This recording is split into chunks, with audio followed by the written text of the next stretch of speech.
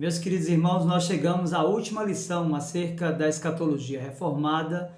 Eu quero dividir com você o tema O Juízo Final. E para isso, quero convidá-lo a abrir a escritura no livro de Atos dos Apóstolos, capítulo 17, verso do 16 ao 31.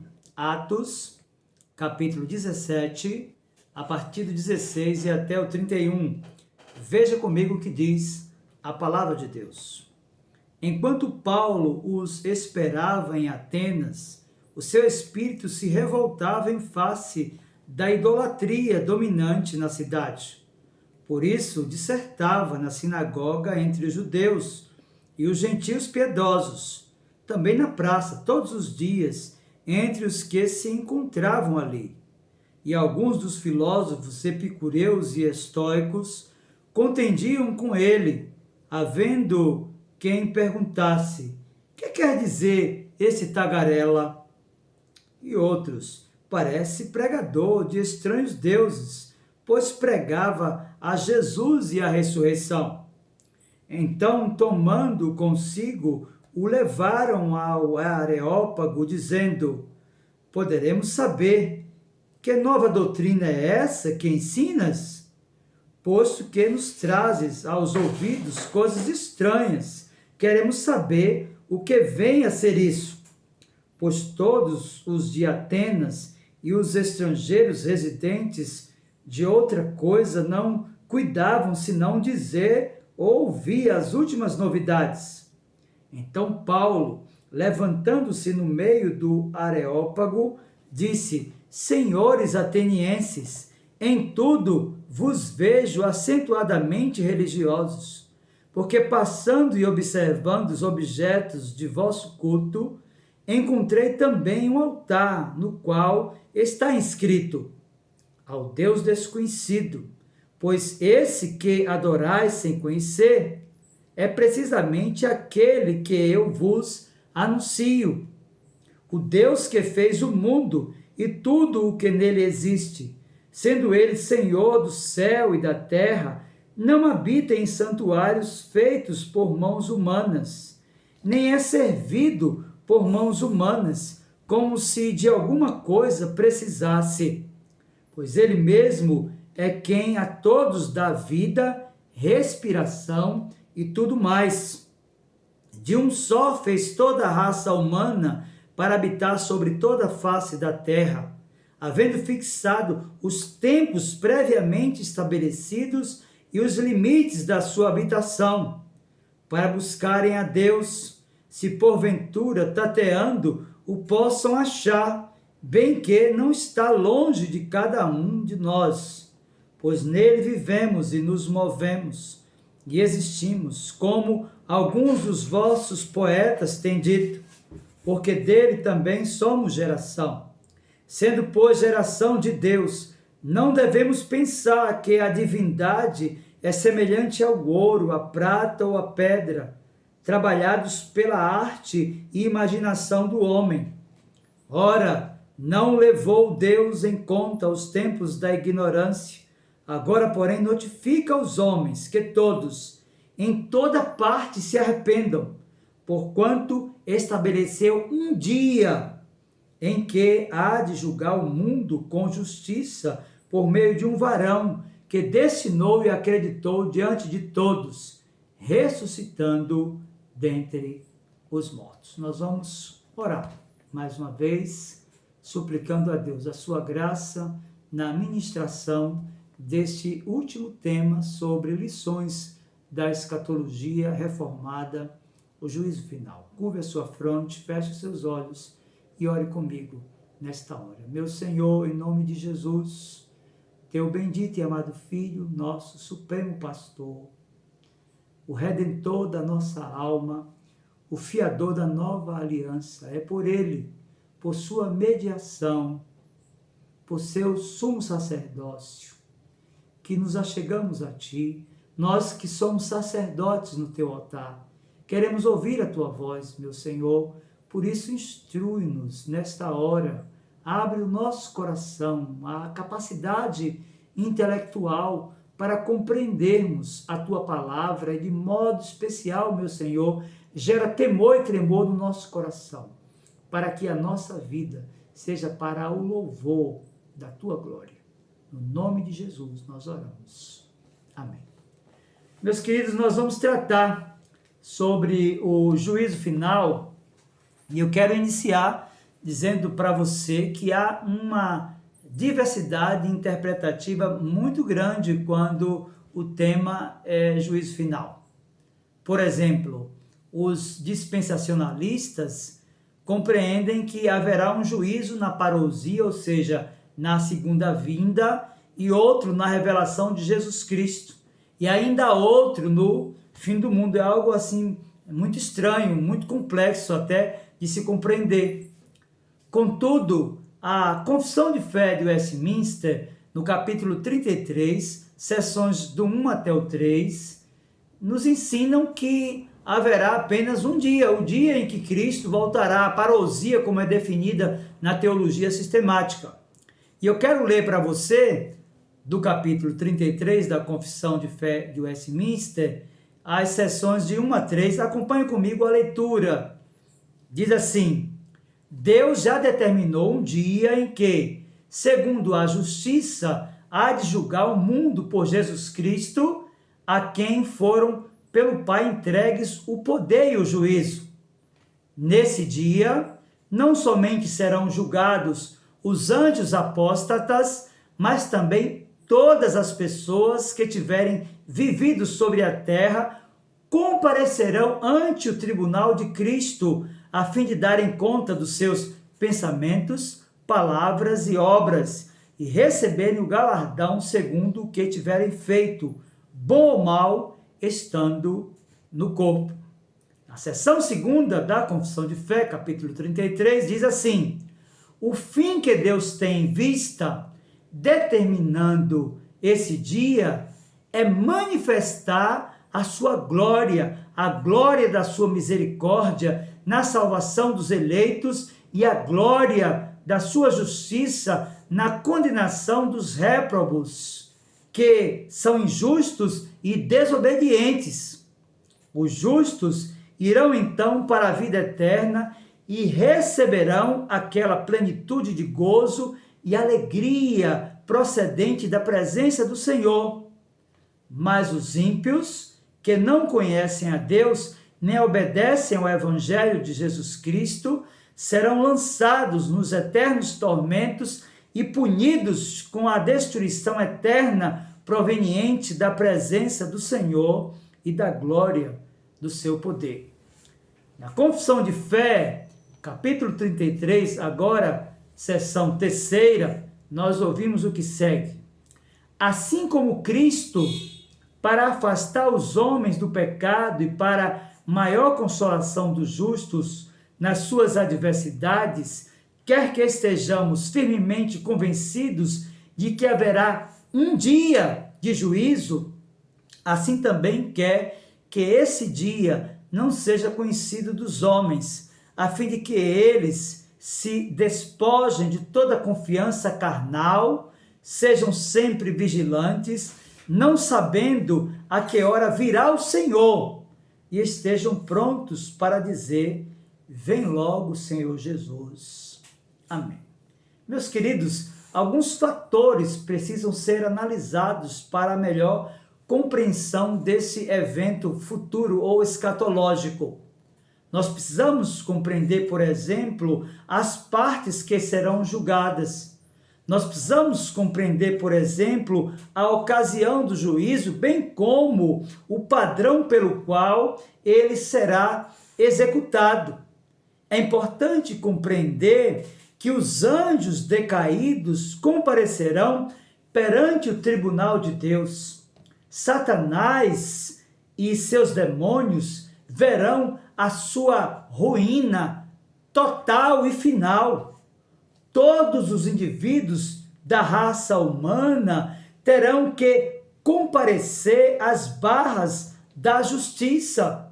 É importante, meus queridos irmãos, de posse dessas informações, agora amparados pela Escritura, percebemos que de fato os anjos que se rebelaram, eles serão julgados. É isso que Judas ensina em sua epístola, lá nos versos 6 e 7. Acompanhe comigo o que diz a palavra de Deus.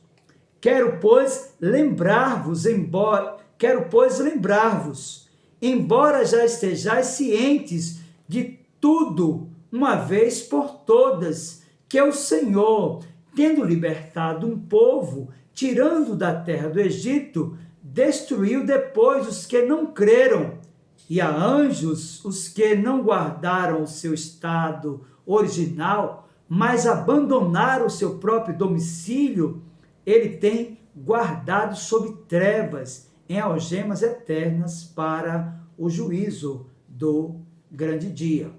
Então é importante compreender que naquele dia os anjos que se rebelaram contra o Senhor, aquela terça parte que seguiu a proposta de Satanás, que se rebelou contra o Senhor Deus Todo-Poderoso, eles serão julgados no dia do juízo final, e é isso também que João ensina no livro do Apocalipse, capítulo 20, versículo 7 e versículo 10. Veja agora, Apocalipse capítulo 20, verso 7 e verso 10. Quando, porém, se completarem os 1000 anos, Satanás será solto da sua prisão. O diabo, sedutor deles, foi lançado para dentro do lago de fogo e enxofre, onde já se encontram não só a besta, como também o falso profeta, e serão atormentados de dia e de noite pelos séculos dos séculos. Meus queridos, de fato haverá um juízo final. E nesse juízo, os anjos que não conservaram a sua santidade e perfeição serão julgados. É importante, então, agora de posse da nossa confessionalidade, Catecismo Maior, pergunta 29, percebermos quais são as punições do pecado no mundo vindouro, porque esta é a pergunta 29 do Catecismo Maior. Veja, Catecismo Maior de Westminster, pergunta 29, diz: quais são as punições do pecado no mundo vindouro? A resposta é a seguinte: as punições do pecado no mundo vindouro são a separação eterna da presença consoladora de Deus e os tormentos mais penosos na alma e no corpo, sem intermissão, no fogo do inferno para sempre. Então, é importante percebermos, de posse dessas informações preliminares, que nós teremos um dia do juízo. E precisamos, então, compreender o que é que reserva o juízo final às pessoas sem Cristo. Nós já vimos que os anjos que se rebelaram receberão a justa punição e serão julgados naquele dia. Mas nós precisamos também compreender o que é que reserva esse dia para as pessoas sem Cristo. E o que você deve compreender que as pessoas sem Cristo, no dia do juízo final, serão separadas eternamente de Deus. É isso que Paulo ensinou na sua segunda carta aos Tessalonicenses, capítulo de número 1, versos 8 e 9. Veja comigo o que diz a palavra de Deus. Segunda de Paulo aos Tessalonicenses, capítulo 1, versos 8 e 9. Em chama de fogo, disse o apóstolo, tomando vingança contra os que não conhecem a Deus e contra os que não obedecem ao evangelho de nosso Senhor Jesus. Estes, referindo-se aos ímpios, sofrerão penalidade de eterna destruição, banidos da face do Senhor e da glória do seu poder. Então percebam que não somente os anjos que se rebelaram, mas todos os ímpios, eles serão julgados naquele dia. O que nos cabe compreender é o que é que o juízo final reserva às pessoas sem Cristo. E nós precisamos iniciar afirmando que essas pessoas que não têm o Senhor Jesus como Salvador pessoal, elas serão punidas na alma e no corpo. Lucas capítulo 16, verso 24, nos diz assim: então, clamando, disse: Pai Abraão, tem misericórdia de mim e manda a Lázaro que molhe em água a ponta do dedo e me refresque a língua, porque estou atormentado nesta chama.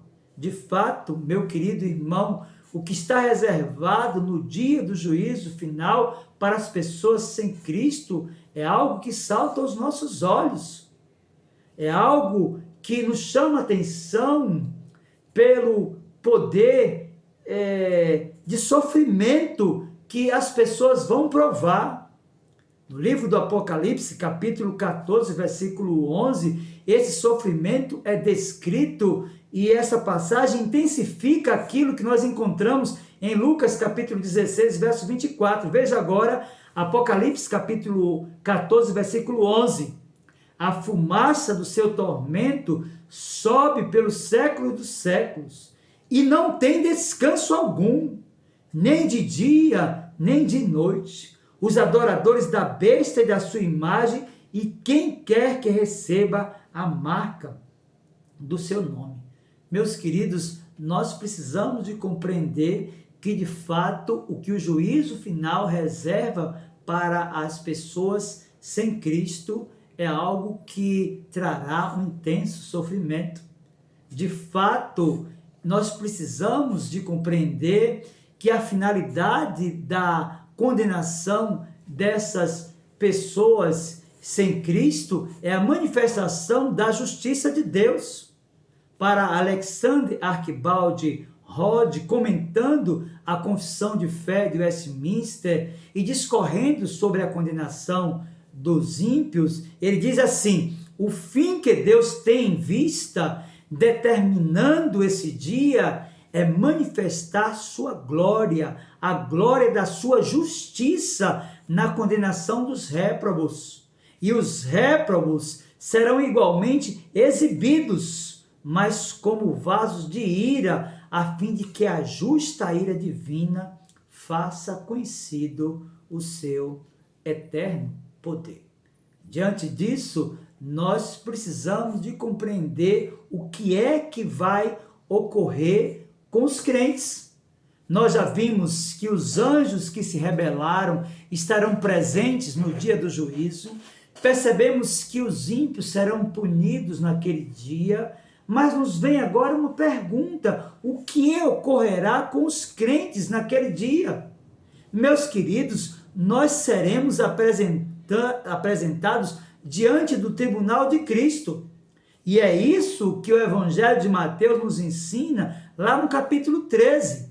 Se você abrir aí a sua Bíblia em Mateus capítulo 13, verso 30 e depois versos 40 ao 43, você vai perceber que os crentes serão apresentados diante do tribunal de Cristo. O texto bíblico diz assim, Mateus 13, versos 30 e depois do 40 ao 43. Deixai-os crescer juntos até a colheita. A Escritura está falando sobre o joio e o trigo. E no tempo da colheita, direi aos ceifeiros: ajuntai primeiro o joio, atai-os em feixes para ser queimado. Mas o trigo recolhei-o no meu celeiro. Pois assim como o joio é colhido e lançado ao fogo, assim será na consumação do século. Mandará o Filho do Homem, os seus anjos, que ajuntarão no seu reino todos os escândalos e os que praticam a iniquidade e os lançarão na fornalha acesa. Ali haverá choro e ranger de dentes. Então os justos resplandecerão como o sol no reino de seu Pai. Quem tem ouvidos para ouvir, ouça. Então perceba comigo, meu querido irmão, que o Evangelho de Mateus, capítulo 13, versos 30 e os versos do 40 ao 43, apresenta que, de fato, todos os crentes serão apresentados naquele dia em que Cristo voltar diante do seu tribunal. Isso é verdade também no sermão escatológico, mesmo no Evangelho de Mateus. Veja agora capítulo 25, a partir do versículo 19 e até o versículo 25, a Escritura diz assim: depois de muito tempo, voltou o Senhor daqueles servos e ajustou contas com eles. Então, aproximando-se o que recebera 5 talentos, entregou outros 5, dizendo: Senhor, confiaste-me 5 talentos. Eis aqui outros 5 talentos que ganhei. Disse-lhe o Senhor: muito bem, servo bom e fiel. Foste fiel no pouco, sobre o muito te colocarei. Entra no gozo do teu Senhor. E aproximando-se também o que recebera 2 talentos, disse: Senhor, 2 talentos me confiastes. Aqui tem outros 2 que ganhei. Disse-lhe o Senhor: muito bem, servo bom e fiel. Foste fiel no pouco, sobre o muito te colocarei. Chegando, por fim, o que recebera 1 talento, disse: Senhor, sabendo que és homem severo, que ceifas onde não semeaste, e ajuntas onde não espalhaste, receoso escondi na terra o teu talento, aqui tens o que é teu. Meus queridos, de fato, os crentes, eles serão também julgados pelas palavras frívolas e pelos seus próprios segredos. Naquele dia, tudo quanto as pessoas conservaram no coração, todos os seus segredos, todos os seus pecados ocultos, serão lançados em plena luz. O Evangelho de Mateus, capítulo 12, verso 36, diz: digo-vos que de toda palavra frívola que proferirem os homens, dela darão conta no dia do juízo. Paulo, escrevendo aos Romanos, capítulo 2, verso 16, tratando do mesmo assunto, diz: no dia em que Deus, falando do dia do juízo final, por meio de Cristo Jesus, julgar o segredo dos homens, de conformidade com o meu evangelho. Paulo escreve aos Coríntios, primeira carta, capítulo 4, versículo 5, também vai tratar sobre este aspecto da parousia do dia do juízo final. 1 Coríntios capítulo 4, verso 5, portanto, nada julgueis antes do tempo, até que venha o Senhor, o qual não somente trará à plena luz as coisas ocultas das trevas, mas também manifestará os desígnios dos corações, e então cada um receberá o seu louvor da parte de Deus. Meus queridos, de fato, nós precisamos de compreender de que tudo quanto nós fazemos ou pensamos, nós daremos contas ao Senhor naquele dia em que Cristo voltar. Então é importante que se diga que os crentes naquele dia também serão definitivamente e absolutamente justificados seus pecados através de Cristo. Porque foi isso que Paulo ensinou quando escreveu a sua carta à igreja de Roma, no capítulo 8, verso 1, e também nos versos do 33 ao 35. Veja, Romanos capítulo 8, versos 1, 33 e até o 35. Agora, pois, já nenhuma condenação há para os que estão em Cristo Jesus. Quem tentará acusação contra os eleitos de Deus? É Deus quem os justifica. Quem os condenará? É Cristo Jesus quem morreu, ou antes, quem ressuscitou, o qual está à direita de Deus e também intercede por nós. Meus queridos, de fato, isso traz consolo e conforto ao nosso coração. Saber que naquele dia nós seremos definitivamente justificados dos nossos pecados através do sacrifício perfeito, único e suficiente do Senhor Jesus Cristo, nos traz conforto. Daí a necessidade que você que ainda não confessou a Cristo como seu Salvador tem de abraçar a fé nele. Mesmo Paulo, escrevendo aos Romanos, buscando gerar conforto ao coração daqueles irmãos, capítulo 8, verso 38 e 39, disse: porque eu estou bem certo de que nem a morte, nem a vida, nem os anjos, nem os principados, nem as coisas do presente, nem do porvir, nem os poderes, nem a altura, nem a profundidade, nem qualquer outra criatura poderá separar-nos do amor de Deus que está em Cristo Jesus, nosso Senhor. Se justificados fomos, seremos definitivamente justificados naquele dia em que Cristo voltar. Então, é por meio da justificação e da imputação da justiça de Cristo no nosso coração que nós teremos acesso aos portais da eternidade feliz. Essa doutrina da justificação é muito bela. Luiz Berkoff, por exemplo, disse: a Escritura apresenta o céu como um lugar. Cristo ascendeu ao céu, o que só pode significar que ele foi de um lugar para o outro, e ele está afirmando que o acesso do Senhor Jesus à glória celestial habilitou também o acesso a todos aqueles que foram justificados por ele. Em João, capítulo 14, versículo de número 20, nós percebemos então o apóstolo tratando sobre a morada final e celestial dos crentes. O céu, então, em João capítulo 14, versículo 20, é descrito como uma casa onde há muitas moradas para todos aqueles que confessam a Jesus Cristo como Salvador. João 14, versículo 20 diz: na casa de meu Pai há muitas moradas. Se assim não fora, eu vou-lo teria dito, pois vou preparar-vos lugar. De fato, meus queridos irmãos, os crentes habitarão o céu, enquanto que os anjos que se rebelaram serão punidos eternamente no inferno, enquanto que aqueles que não confessaram a Jesus como único e suficiente Salvador viverão eternamente apartados de Deus e do seu Cristo, serão atormentados dia e noite no inferno. Os crentes habitarão seguros no céu, porque Cristo os justificou.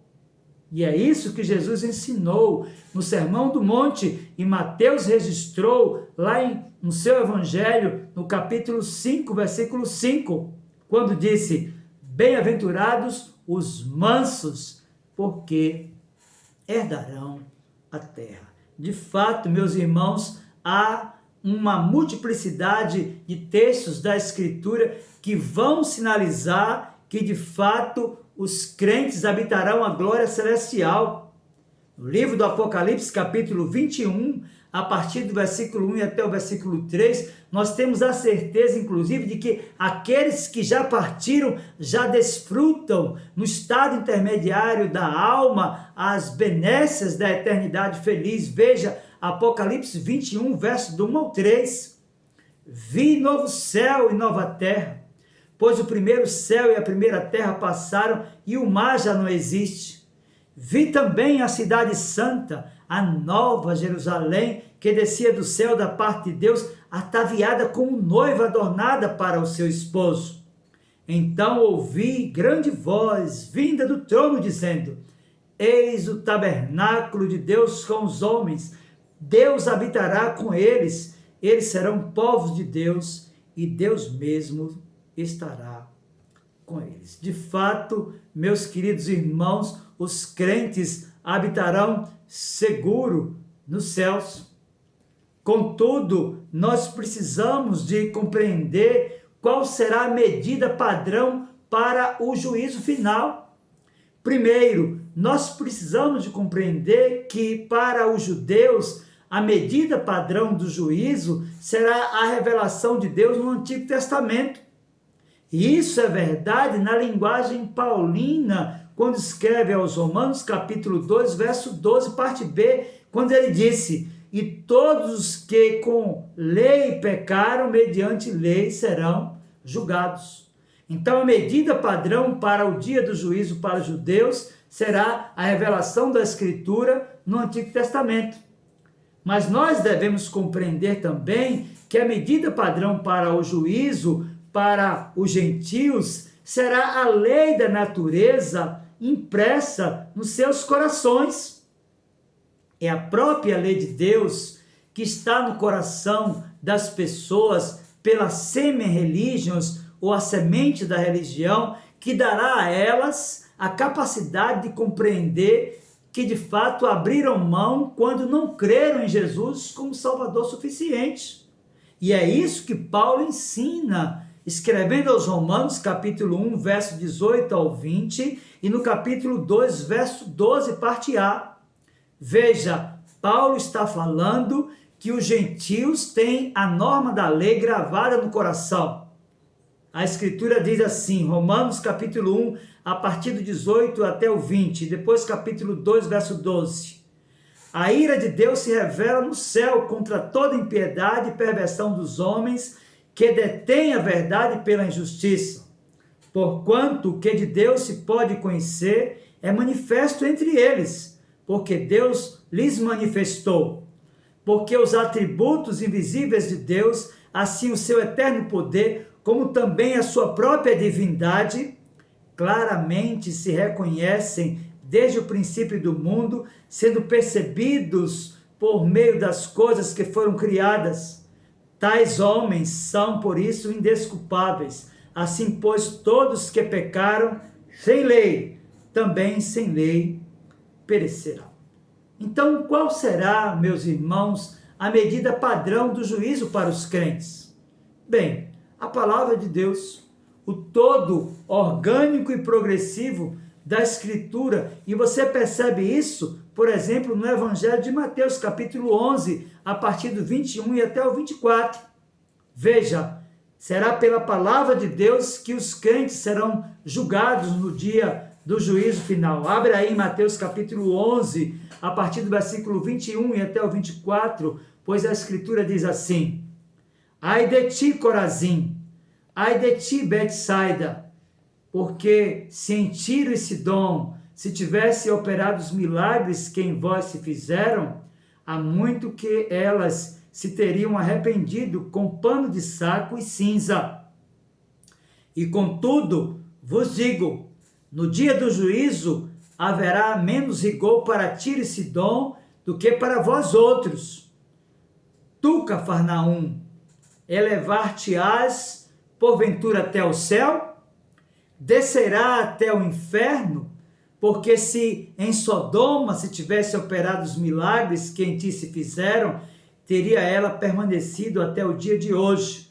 Digo-vos, porém, que menos rigor haverá no dia do juízo para com a terra de Sodoma do que para contigo. De fato, meu querido irmão, a medida padrão do juízo para os crentes será a Escritura, e Paulo adverte aos romanos, afirmando que eles deveriam ser praticantes da palavra de Deus, eles que tinham o benefício da Escritura no Antigo Testamento, e nós que temos o benefício do todo orgânico e progressivo, seremos julgados por aquilo que está escrito nesse livro.